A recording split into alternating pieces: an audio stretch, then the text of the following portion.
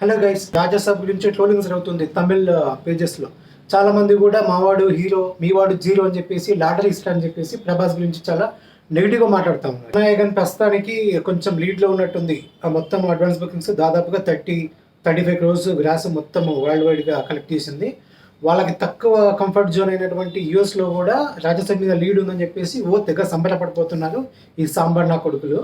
వాళ్ళకి తెలియని విషయం ఏంటంటే, అరే ఇది మీ వాడి చివరి సినిమారా, మీ వాడి లాస్ట్ మూవీ, ఇది Prabhas least movie. Least means చాలా దాని ఏమంటారు, జస్ట్ ఒక ఫ్రెండ్లీగా ఊరికే వాళ్ళకేదో సహాయం చేద్దామని చేసిన ఒక ప్రమోషనల్ వీడియో చేస్తారు కదా సినిమాలో, అలాంటి ప్రమోషనల్ మూవీరా ఇది. జస్ట్ ఒక గిఫ్ట్, ఒక అతను ఇస్తున్న గిఫ్ట్, ప్రొడ్యూసర్స్కి ప్రభాస్ ఇస్తున్న ఒక గిఫ్ట్.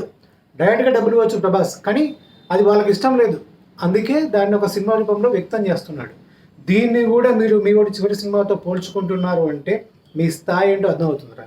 మీ బతుకులకి 1000 క్రోర్స్ గురించి మాట్లాడే అర్హత లేదు, దాని గురించి కలలుగానే ధైర్యం కూడా లేదు మీకు. ప్రభాస్తో మీకు పోలిక. దాదాపు 300 కోట్ల గ్రాస్ ఫస్ట్ డే పెట్టే స్థాయిలో ఉందిరా మా తెలుగు సినిమా ఇండస్ట్రీ. మీరు లైఫ్ టైము ఫేక్ కలెక్షన్ తీసుకుంటే తప్ప ఆ స్థాయికి రాలేరు. ఇంకొకటి, ఇక్కడ తెలుగు ఫ్యాన్స్ వీళ్ళ ఎంత ఉదర స్వభావాలు అంటే, తెలుగు ఫ్యాన్స్కు మించి డిస్ట్రిబ్యూటర్స్ ఉదర స్వభావం. వాడు ఆ తలపతి గాడు మన సినిమానే, ఈ భగవంత్ కేసరి అనే సినిమాని మన వాళ్ళు చూసి వదిలేసిన సినిమాని, మన సీనియర్ హీరోస్ సినిమాని వాడు తీసుకెళ్ళి వాడి చివరి సినిమాగా ఎన్నుకోవడమే ఒక విచిత్రం. దాన్ని వాడి స్టైల్లో కొంచెం మార్చేసుకొని మళ్ళీ సంక్రాంతి బలిలో దించుతుంటే చేసినాడికి సిగ్గులేదు పక్కన పెట్టేస్తే, కొన్న వాళ్ళ పరిస్థితి ఏంటో నాకు అర్థం కావట్లేదు. వాళ్ళు కొనడం ఏంటో, దానికోసం ఒక రోజు తమిళనాడు కంటే ముందుగా ఇక్కడ రిలీజ్ చేయడం ఏంటో, దానికి థియేటర్ సర్దుబాటు చేయడానికి ఇక్కడ మన సినిమాలే 6 ఉన్నాయిరా. 6 సినిమాల్లో ఎలా చేయాలని చెప్పేసి మన వాళ్ళకి అర్థం కాని పరిస్థితుల్లో వీడిని తీసుకొచ్చి, ఈ తలపతి గారి తలను తీసుకొచ్చి ఇక్కడ దాని ఏమంటారు ఈ స్పేస్లో ఎలికించాలని చూస్తున్నారు. చూసేసి బలవంతంగా ఒక రోజు ముందుగానే వాడికి పీవీఆర్ స్క్రీన్లు కానీ మిగతా మొత్తం స్క్రీన్లు ఇచ్చేసి దాన్ని కొని దాని నుంచి లాభాలు ఆశిస్తూ మిగతా తెలుగు సినిమాల పరిస్థితిని అగమ్య గోచరంగా మారుస్తూ ప్రభాస్తో వాడు పోల్చుకునేలాగా ట్రోల్స్ చేయిస్తున్న డిస్ట్రిబ్యూటర్స్ ఇప్పుడు వీడికి ఎవరు నమ్ముకొని వస్తున్నారంటే, ప్రభాస్ అంటే పడని వాళ్ళు, చిరంజీవి అంటే పడని వాళ్ళు, మన వాళ్ళు తెలుసు కదా కాంపిటీషన్ ఎలా ఉంటుందో. సో ఇలాంటి యాంటీ ఫ్యాన్స్ నమ్ముకొని ఎవడైతే వీళ్ళు నచ్చరో, చిరంజీవి ప్రభాస్ వీళ్ళు నచ్చరో, రవితేజ నచ్చరో, వాళ్ళు వెళ్ళి ఈ సినిమా చూస్తారన్నమాట. వీడు ఎంత పాత చింతకాయ పచ్చడిని తీసుకొచ్చి రుద్దినా సరే దాన్ని చూసే పిచ్చి అభిమానులు కూడా ఉన్నారు.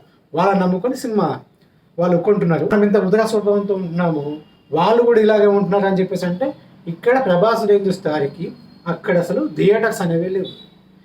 ప్రభాస్ అనే కాదు, మన తెలుగు సినిమా ఎప్పుడు కూడా రిలీజ్ అవుతున్న మిగతా భాషల్లో హిందీ వాళ్ళు హోల్ హార్టెడ్గా వెల్కమ్ చేస్తారు. కేరళ వాళ్ళు ఎక్కడైనా సరే, కన్నడ వాళ్ళు అయితే ఇంకా మన వాళ్ళే సొంత మనకంటే ఎక్కువ కలెక్షన్ ఇస్తూ ఉంటారు.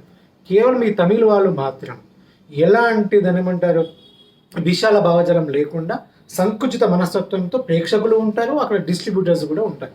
అస్సలు ఎప్పుడు కూడా మనకు తగినన్ని థియేటర్స్ ఇచ్చిన దాఖలాలు అయితే లేవు, ఎప్పుడు లేవు.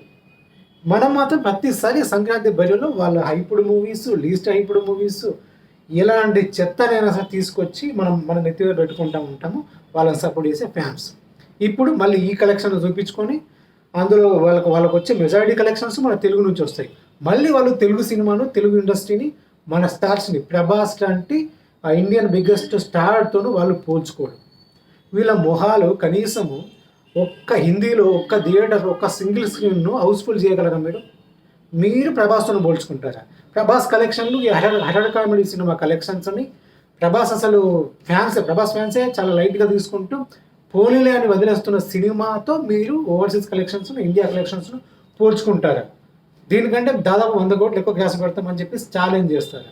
ఇప్పటికి కూడా చెప్తున్నాం, ఈ సినిమాతో కూడా ఇండియన్ బుకింగ్స్ ఓపెన్ అవ్వని, ప్రభాస్ రాజసాబ్ ఓపెనింగ్స్ ఓపెన్ అవ్వని, అప్పుడు మాట్లాడుకుందాం ఎవడు లీడ్లో ఉంటాడో, ఎవడు వెనకాల ఉంటాడో. ఈ సినిమాతో ఈ హర్రర్ కామెడీ లాంటి ఒక క్రింజ్ జానర్తో కూడా మీ ఓడి లాస్ట్ సినిమాని పరిగెత్తించి ఎలా కొడతామో జస్ట్ వెయిట్ అండ్ సీ. దీనికి మన తెలుగు ఆడియన్స్ సమిస్తూ ఉండడం అనేది ఇంపార్టెంట్. దయచేసి గుర్తుపెట్టుకోండి. ఫ్యానిజం ఇలాంటి సందర్భాల్లో ఫ్యానిజాన్ని పక్కన పెట్టండి. Thank you.